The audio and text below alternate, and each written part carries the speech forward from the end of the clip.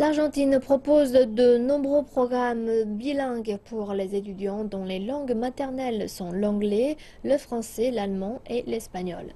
Et cela s'avère très populaire et en accord total avec l'importante population européenne immigrante du pays.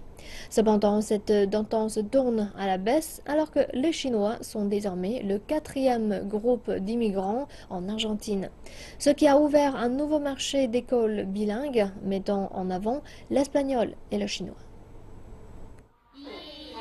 Alors que l'Argentine évolue et se concentre sur son avenir, son système éducatif change également. Ses enfants sont les premiers d'un nouveau programme qui les immerge dans deux cultures et langages très différents. C'est la première école bilingue mandarin-espagnol. Elle a ouvert ses portes le mois dernier. Il y a un mélange 50-50 de familles chinoises et d'autres latino-américaines dans ce jardin d'enfants. La philosophie est simple, chacun peut apprendre le langage de l'autre.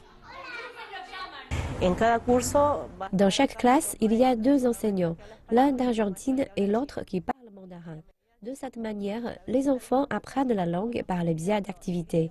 Ce n'est pas une classe de langue. Cette école dispose de deux classes de 25 élèves chacune. Le niveau de primaire devrait débuter l'année prochaine. Il y a déjà une liste d'attente. L'idée pour les années à venir est que ces enfants apprendront le programme argentin le matin et le programme chinois l'après-midi.